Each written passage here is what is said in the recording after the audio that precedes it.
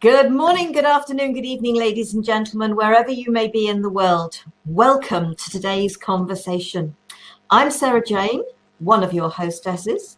The other one is Enolia. Welcome, Enolia. Hello, everybody. Hi. And our guest is David McLeod, a life mastery coach. David, welcome, and thank you for joining us. Oh, you're most welcome. I'm glad to be here. It's good to see you again. Sara, you and I have done a lot of these little conversations in the past, so I'm excited to be here again. Who knows what's going to happen? Let's have some fun. That's the joy of this being a conversation and us having a basic topic and then just seeing where it goes. And the topic for this one is befriending your shadow side. And David, as the life mastery coach, I'm going to ask you to share with us what you see as being our shadow side, because there may be people who are thinking, well, what does they mean by shadow side? So I'm going to leave it to you. Right. Well, you know how when you go outside and the sun shines and you see this gray spot that extends out from you? That's not what we're talking about. Although that is a fun shadow, and you probably heard the story of Peter Pan who lost his shadow and tried to reconnect with it and all that kind of stuff. And that's actually a pretty interesting metaphor for the whole idea, because shadow has become almost a mainstream term now, thanks to the work of Carl Gustav Jung, who really, I think, pioneered the whole study of shadow. My goodness, late 1800s, early 1900s, in that time frame. And his idea was that anything that resides in the unconscious, and that's what he called it, in the unconscious part of our psyche, is effectively shadow. And, people have refined that definition and come up with all kinds of other things. My own definition is a little bit more specific. I consider a shadow as any part, aspect, characteristic, or quality that you disown, disavow, hide, deny, or repress because of the fact that you believe that it is somehow inappropriate or unacceptable or just plain wrong. So anything that you cast aside for any of those reasons is something that technically classifies as psychic shadow. Now, why is it called shadow? Well, because it's in the background, it's hidden, and therefore mostly out of our awareness. And so when we talk about befriending the shadow, well, the question always comes up, well, how can you befriend something you're not aware of? So you see, the challenge is to get people to understand what shadow is, first of all, and then to see how you might be able to do some work to locate your shadow, to identify it, then to perhaps heal it, love it, and integrate it back into your wholeness. That's really the work that I do, although I don't necessarily always talk about shadow with people because, like you say, some people just kind of look at me, what are you talking about? So I try to avoid that kind of reaction in advance by talking about other things. So you might hear people talk about, how you might be getting blocked or stuck in your life, or how you might have a limiting belief about something that prevents you from moving forward.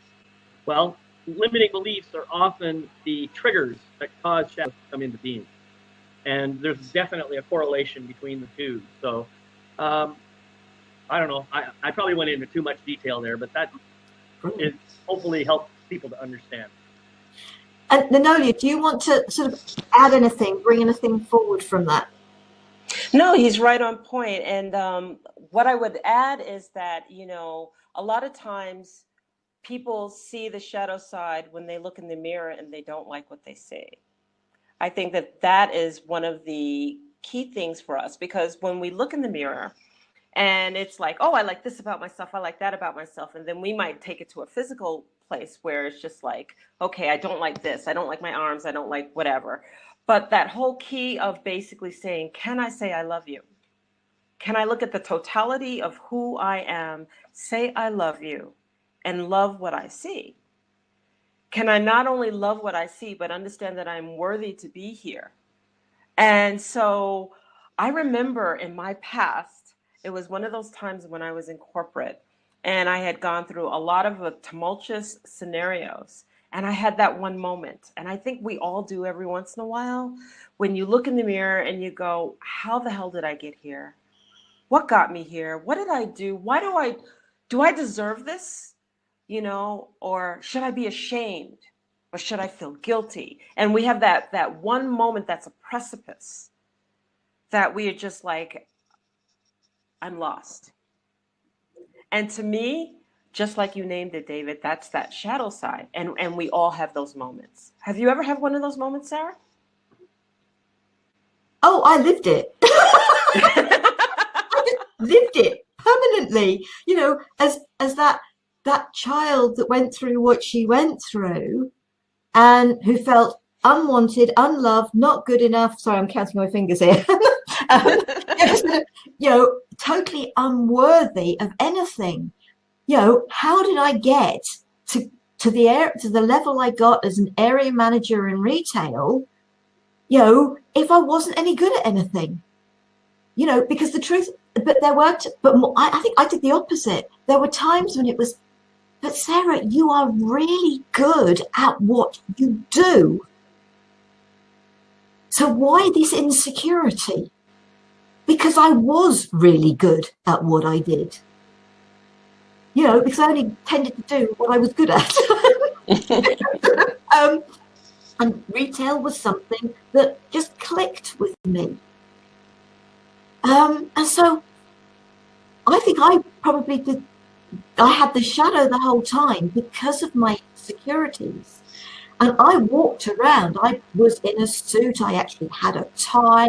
And because most of the stores were concessions within a DIY store, so they had the really hard floors, not carpeted or anything like that. And the staff said, we knew when you were coming, Sarah, because we could hear your footsteps. So I had this really positive exterior with this interior that was a nervous wreck. But that was my insecurities. And I think looking at shadow is what happened to us in our early years, in our teens, even in our 20s. What happened yesterday that has given us an element of insecurity about something? People's judgment of us on what we have said or what we have done that they didn't like. You know, and as a child, we have to take that on board because we're not old enough to understand. And as you said, we separate bits of ourselves off from me because we don't know how to deal with it. And I've said enough. Moving on. What I was going to say is that, you know, the idea of shadow can be a little bit scary for people. And Enolia, you kind of alluded to this idea of when you look in the mirror. Well, the truth is there are mirrors everywhere. And even if I don't have a physical, you know, square piece of reflective glass to look at, I see people everywhere. And when I see a person, my mind automatically goes into judgment mode because it's projecting aspects of myself onto that person that I generally don't want to look at. This is one way that you can detect your own shadow, by the way, is through projection. If you are willing to be honest about what judgments come into your mind about somebody else, you don't have to say them out loud. You don't have to tell the other person, but be honest to yourself about it. Then what you can do is you can say, oh, wow, I'm seeing that person as arrogant. So what is it about me that I'm not wanting to look at? Where in my life am I showing up arrogant? Or where am I trying to avoid showing up as arrogant? And where did I learn that arrogance is such a bad thing anyway? You know, maybe are there any pluses to arrogance? Well, I would say there are indeed. First of all, very often you are right. And you might be right more often than the other person who always claims to be right. Secondly, so you're very smart. That's one thing to be aware of, and you're very attuned to what's going on. So take advantage of it. Arrogance also correlates with confidence. If you are, is there anything wrong with confidence? No, but some people will mistake that for arrogance. You see, especially if they are unconfident, they want some of that confidence. See what they're doing. So this is how shadow behaves, and it's not a trivial thing to understand. You know what shadows might be operating within you. I tell people it's very much like trying to track down subatomic particles. Even with the amazing science that we have today, we've still never actually seen a subatomic particle. All we've ever seen are the behaviors that the subatomic particle produces, the tracks that it creates, the impacts that it has, the interactions it has with other particles. In the same way, your shadow could be completely invisible to you, and you won't know of its presence until you see it's done. God, that wasn't for me. I completely disavow any knowledge of that behavior. That is not me. Well, this is your shadow acting out. And we can talk later about what the shadow really wants, but before we get there, I just say that. Enolia.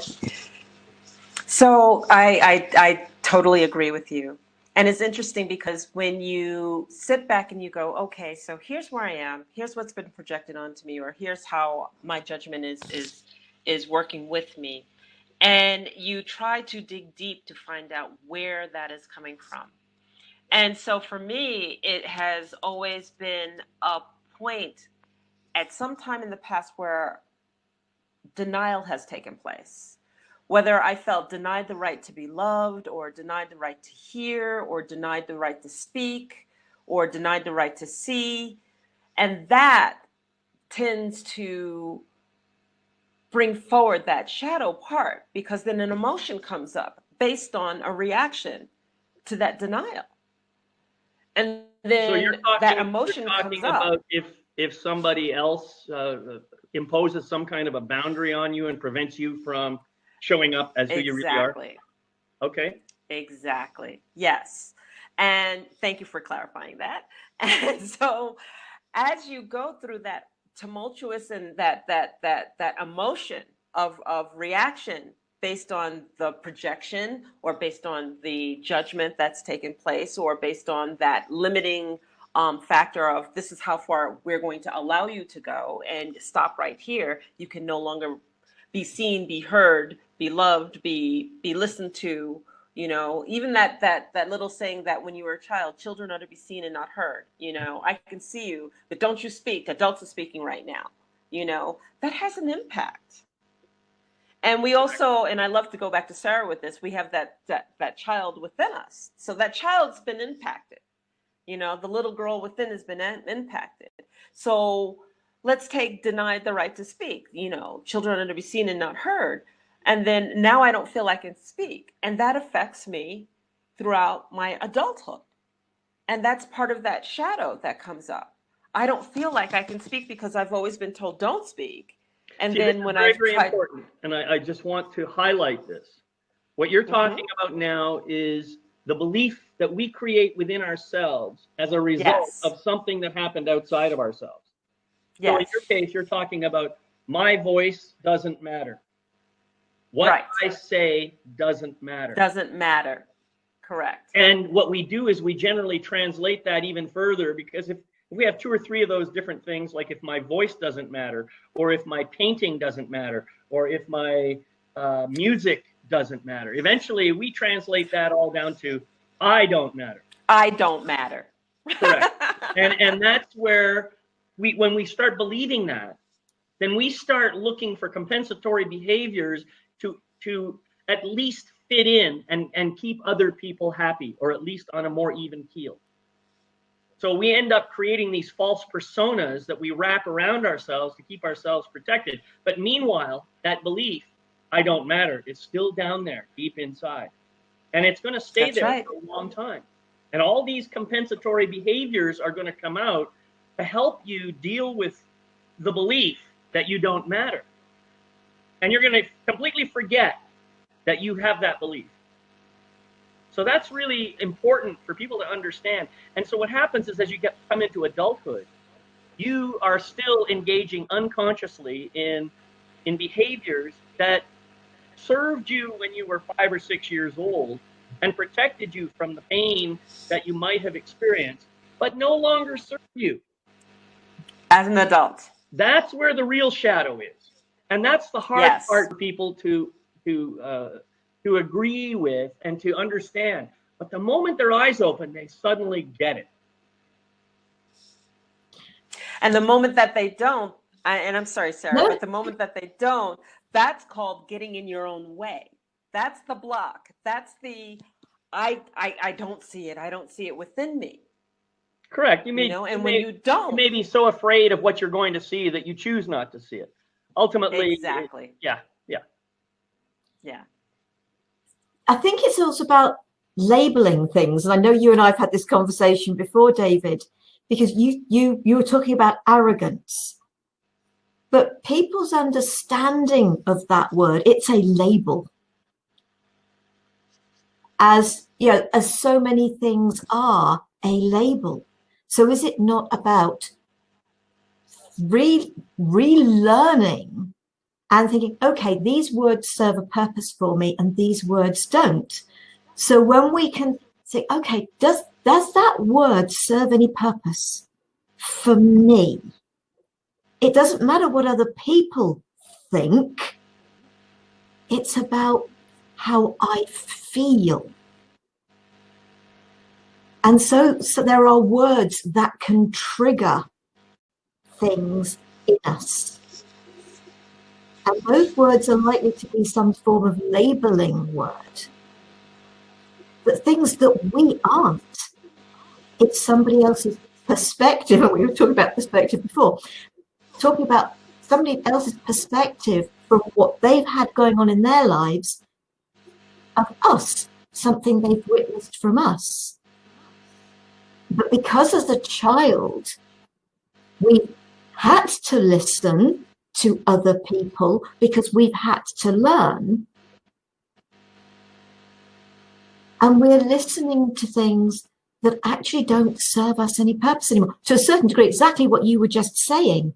You know, it's learned behaviors that don't serve us anymore. And so it's looking at the words that are used, the words that trigger us. Why do they trigger us? See, I'm glad you brought that up, because the very word trigger is a powerful word unto itself. The idea is something will trigger me until it doesn't trigger me anymore. And what's going to stop it from triggering me? Doing the work that you just described. Recognizing that I've been triggered, trying to understand what it was that really caused the trigger. It wasn't your word at all. It wasn't anything you said. It was something else inside of me that got activated as a result of whatever it was you said.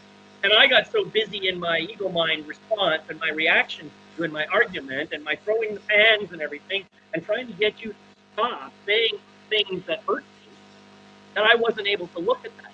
But the day that I stopped doing that stuff and I started, oh, wow, I can feel that in my gut. That really hurts. What's that about? Oh yeah, that reminds me of when mommy or daddy or somebody did this.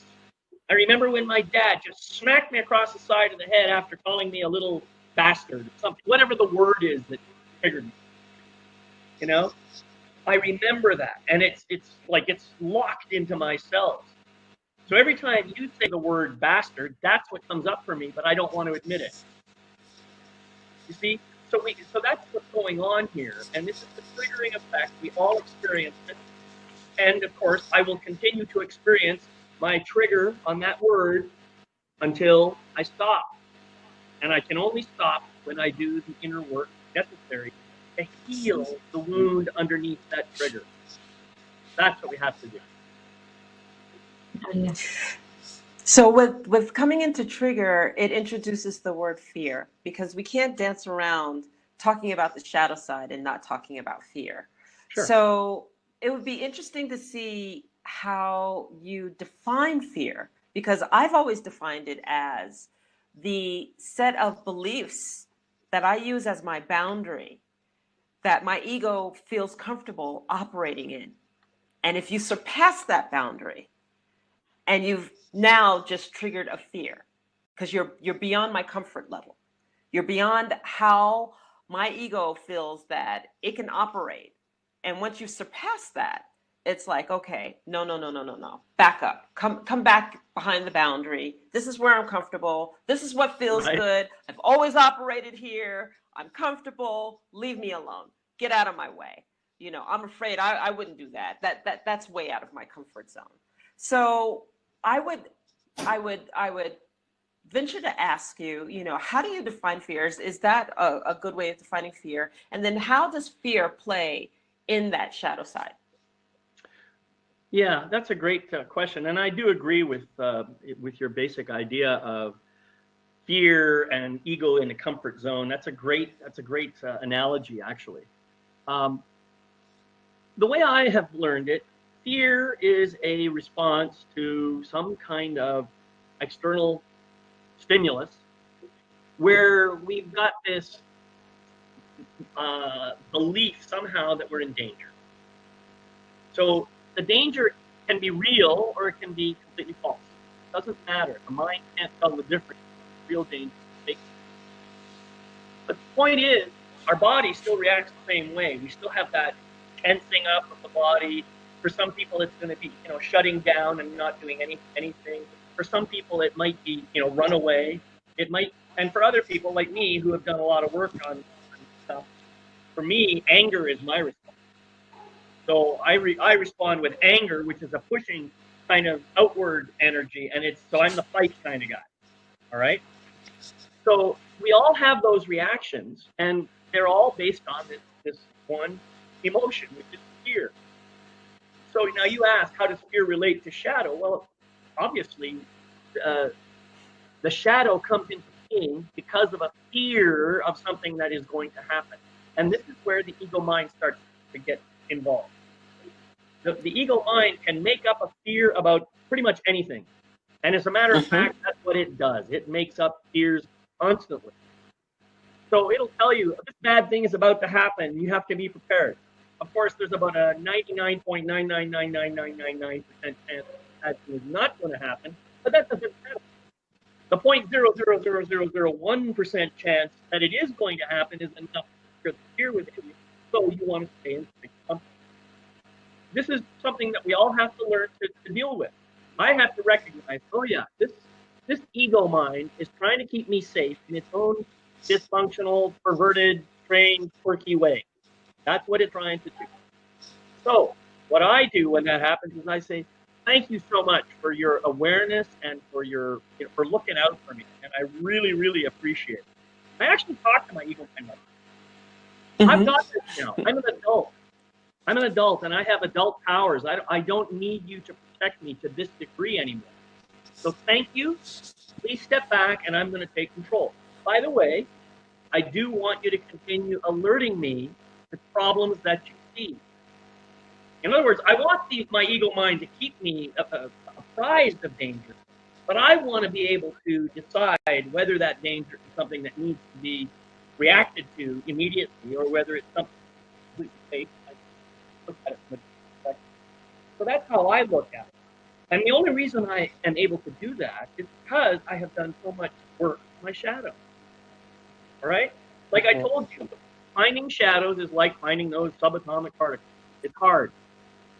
But once you track one down and you understand its motivation and what it's really trying to do, and I want to talk more about what the shadow wants here. But the idea is once you understand this, then you can begin to release your fear of the shadow. You can begin to release your judgment about the bad things that it does, and you can begin to see some of the good qualities that it brings into your life. That's the beauty of doing shadow work and of befriending your shadow side. I'd like to chip in here with the fear, because there are times, not necessarily from the mind perspective, but from a feeling within the body. And with basically what happened with me, and then a few years ago, I was getting ready in the morning and I was going to be on a BBC television quiz program.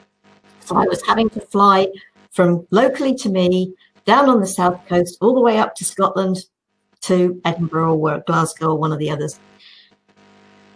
And that morning, as I was getting ready very early, I had this sensation in the pit of my stomach. And I started thinking about it. Was this really fear? And then I suddenly realized this isn't about fear at all. This is about anticipation.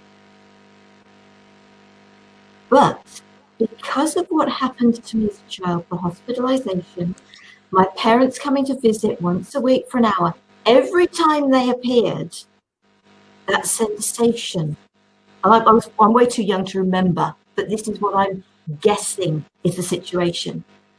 I had that sensation, that anticipation. I was going to be able to go home.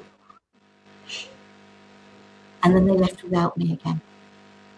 Every week for 3 months. So the mind turned that sensation into a fear sensation, rather than the beautiful anticipation sensation. So every time I felt that, like all the years of growing up, etc., and well into adulthood, every time I felt that, it felt like a fear. Okay, what's going to happen? What's, etc., etc.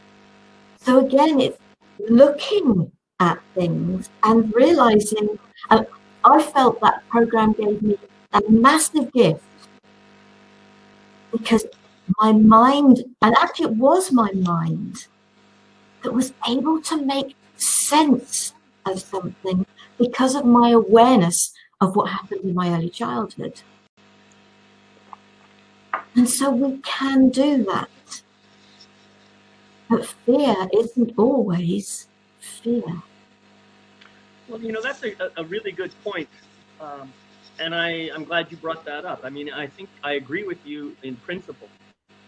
But I also think that as I was listening to you speak, I am imagining that there was actually a mixture of emotions there. For one thing, you had I've experienced myself going on a roller coaster or something like that. There's this anticipation, excitement, whatever you want to call it. It's a combination of emotions for me. There's the emotion of joy, of that really excitement of being free and doing this crazy thing. But there's fear mixed in there. Like, oh my God, what if this thing goes off the rails? What if, so there's fear that is mixed in. So I would venture to say that there's a good chance you had a mixture of emotions, but the predominant one was the excitement of seeing your mom and dad and saying, man, I'm going to get to go home. I get that. I totally get it. But yeah, don't discount the other part as not being fear. There may have been real fear there. It's possible that there was a mixture. The one was overpowering the other at the start. So, I mean, I think more often than not, we don't feel emotions in their pure form. We're always feeling some combination of emotions. And, fear can rise and fall. It's like its own little wave. And same thing with anger, same thing with sadness, same thing with joy. It's all rise and fall at levels. So it's, it's a thing to aware of. The other thing I would say is that a lot of people misinterpret what they're thinking or what they're feeling. So they talk about, I feel like, or I feel as if. Well, you're not really feeling then. If you're talking like that, you're actually thinking, and you're thinking about your. When you just simply feel and allow sensations to pass through your body and to, express in their own way without the thoughts, there's a whole different, I think, environment that comes into being. But yeah, you're right. You can be experiencing one, emotion, what most people would call one thing and is actually something else, quite possible. So when we look at, yes, when we look at this, you mentioned anger, and I feel that we would do a disservice if we didn't talk about anger, especially because of all of the chaotic things that are taking place in the world. And there's been a lot of trepidation, a lot of anger, and degrees of anger. You know, there is the anger that basically says, you know, I don't like what I saw, but there's nothing I can do about it, and it's a little bit helpless, the helplessness anger. But again, that's building in your body. And then there's the anger where you're angry with someone and it interrupts the relationship and you hold grudges and you have it in your body. And every time you see that person, you don't want to speak with them, you don't want to deal with them, you know, and you decide that you're just going to hold on to this anger for whatever longevity period. That's just absolutely ridiculous because life's too short to hold anger. And then you have the rage. The rage is that you are so angry and so disgusted. And I even think that rage is such a harsh energy on the body that you physically, after even 10, 15, 20 minutes of rage, you're exhausted from it because it drains you can laugh everything. That long? Wow. Oh my gosh. And you know, you've gone at it, you've had the argument, or you know, you're disgusted with something that you've seen in the world. How do we have people release the anger and face this shadow side, especially because people can hold grudges forever? Yeah. And I think it's really important to discuss this point.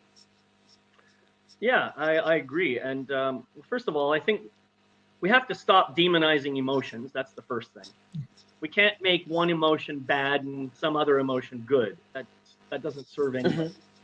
Emotions are just, that's all they are, is just energy moving through the body. And many people believe that emotions are tied to thoughts, that they're controlled by the brain, and thoughts and emotions are very, very similar. I don't subscribe to that belief, but that's one perspective, personally. I actually think there's three separate components of feeling, right? The first component is the emotional energy itself. The second component is the sensation in the body that you actually feel. And the third component is the thoughts that are associated with, you know, the sensations and the emotions. Very often, some of the things that you described, for example, having a grudge. Well, a grudge is really more thought than it is emotion. I mean, it's emotional thought for sure, but it's, you know, all these stories that you make up about another person. That person's bad. That person's evil. I'm just gonna wish all this horrible stuff on them, and on and on and on. I mean, that's all it is thought. If you eliminate thoughts, then the energy can pass through. However, eliminating the thoughts isn't easy because your ego mind says, "Wait a minute, I'm right. That guy is wrong." You see. So as long as you have that going on inside your head, it's going to be difficult to release the emotion and the sensations that go with it. So part of the issue, and this is, you know, ego mind and shadow, as I said before, are closely related. They're all enforced by the same limiting and dysfunctional belief system. So if you can get down to the root of the belief system, you can begin to imagine what your beliefs are. You can write them all down, and you can say, "Wow, I believe that this certain class of people are inferior. I can't believe that that's actually in there, in my psyche, but that's what I believe." Or I believe that money is evil. Or I believe that, you know, whatever I might believe, I write it down. It's not until you write it down and you become aware of it that you can do something. Once you see it on paper, you don't have to share this. You don't have to judge yourself because you have that belief. Don't make it worse by judging yourself. Just become aware of it. And now you can ask yourself, does this belief serve me or does it sabotage me? Which way does it work? Does this help me in my life or does it, you know, block me in some way?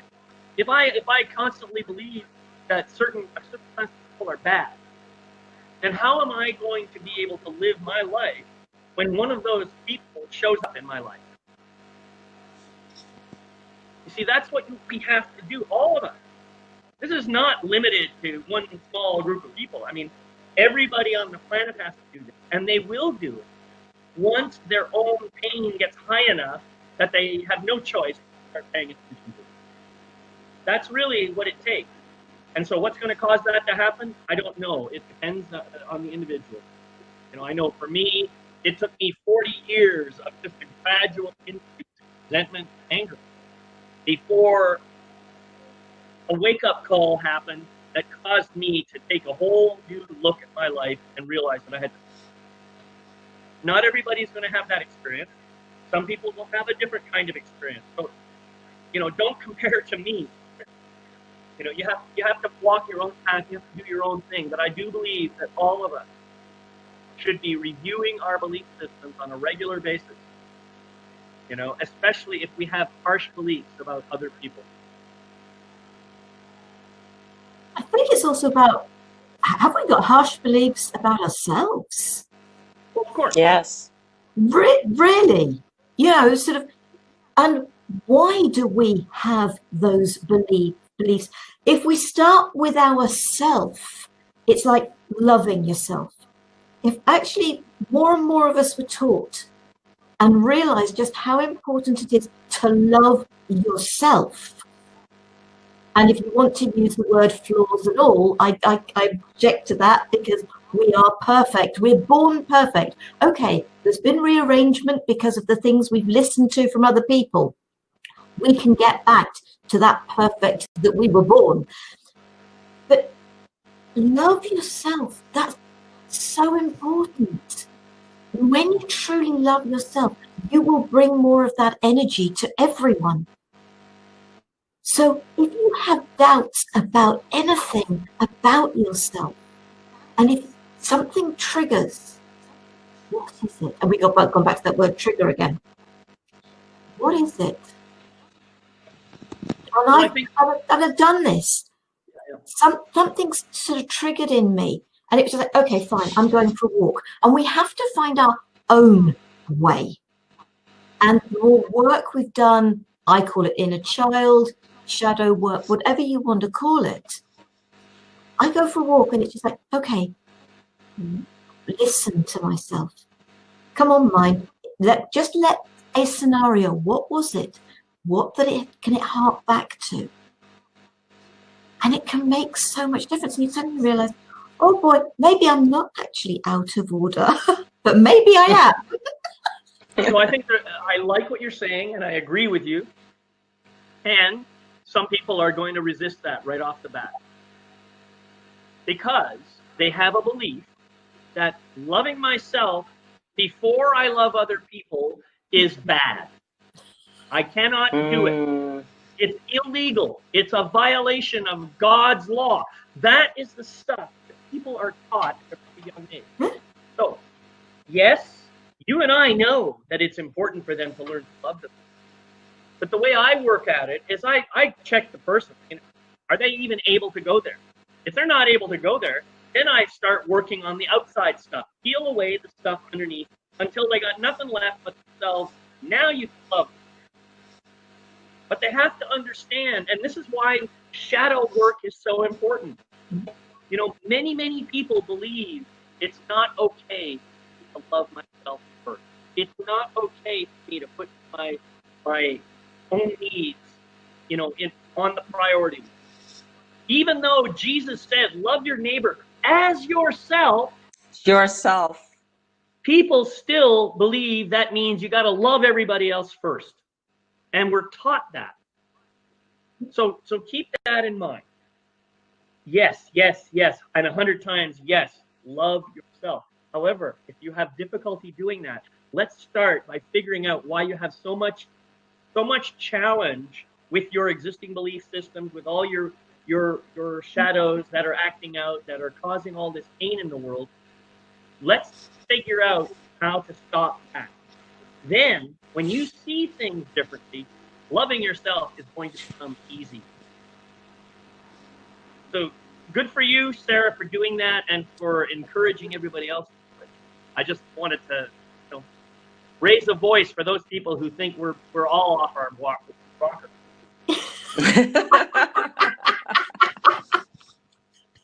And I've run into a few, believe me. Oh, I really don't doubt it, because, you know, depending, I was raised a Catholic, and you definitely were not brought up to love yourself. You were not, and as a woman as well, you weren't, and especially born when I was born, you weren't brought up to consider yourself. You know, as a child, you had to put everybody else first.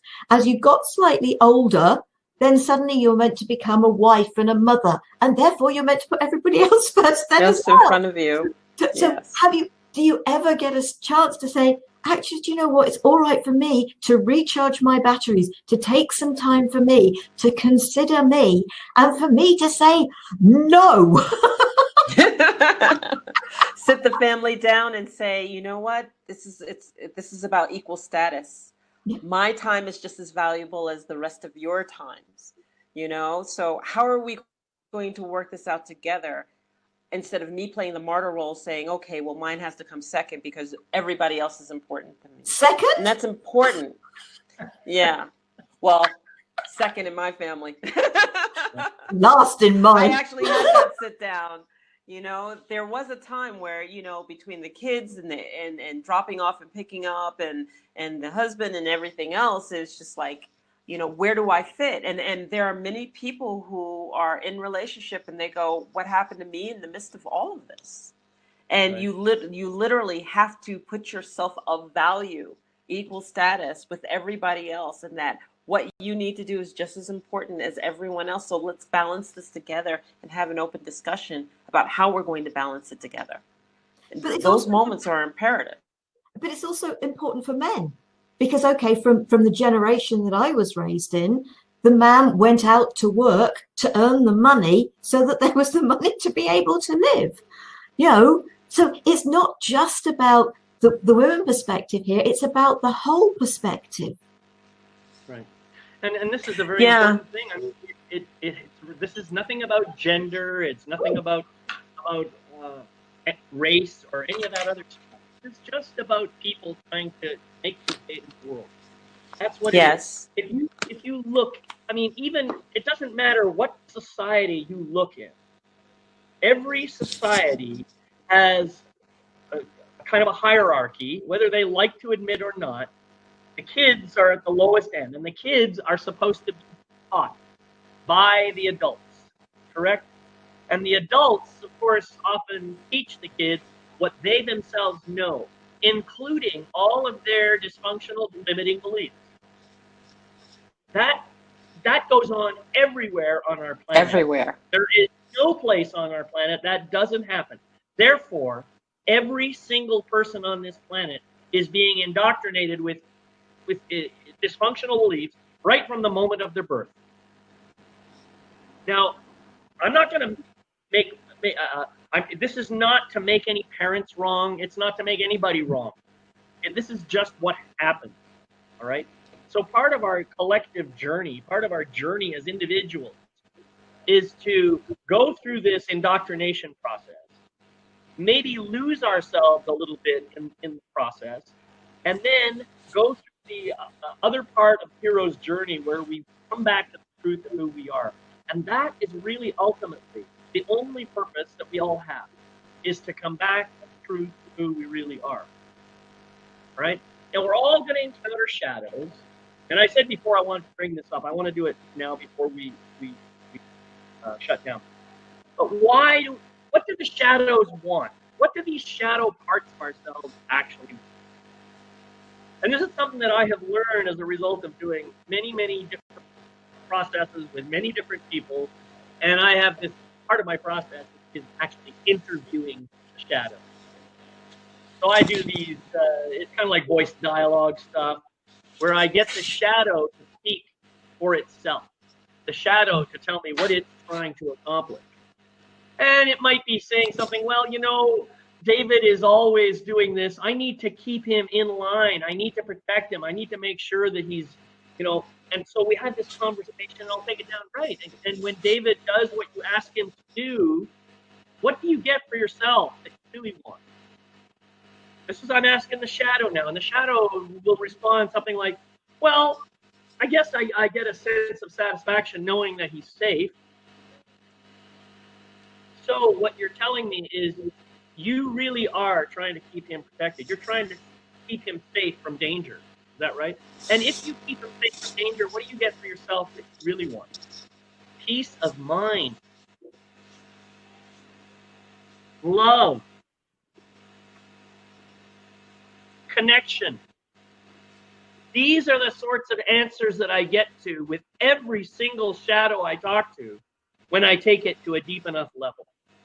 So what I have learned is that everything we do is motivated at its deepest level, whether it's a dark level or a light level, at its deepest level by a desire to give or receive love. That's what it boils down. Even your shadow. It's just that they've got a real stupid way of doing it. A way that may have worked when they were 3 or 4 years old, but doesn't work anymore when they're adults. That's what happens. So if you can remember that your shadow is really trying to bring some love, some peace of mind, some connection, some oneness into your life, and maybe you can be more gentle with your shadow. If you get to love it, wow, you're doing all that for me? That's awesome. But let's find a better way of doing it. Let's find a way that works for both of them. Heal it, integrate it, bring that energy back into yourself, and start to become whole again. That's what it is. Just my 3 cents worth. And what I'd like to sort of, there's an element of add to that, if you like. I don't know, maybe add's the wrong word. Is the journey that we go through, all those things that we experience that take us away from being who we are, but that's how we find ourselves. There's nothing wrong with that. So we're not. There's nothing with us. No, exactly. But it's that, how do you know cold if you don't know warmth? How do you know light if you don't know dark? So how do you know yourself if you don't become not yourself for a while, so that you can grow out of it? And it's grow out of it. There's nothing wrong with what has happened in your life. It is how you have reacted to it, and you can change your reactions. And your actions become truer to you when you listen to yourself. Exactly. Yep. Enolia, do you want to add anything? I'm sitting here thinking about it, and I'm listening to what you say. So bottom line is that the opposites are there for a purpose, and that's how we learn, period. You know, without shadow, you wouldn't understand what light is. Without light, you wouldn't understand what shadow is. We have night and day. They're there for a reason. We are to learn to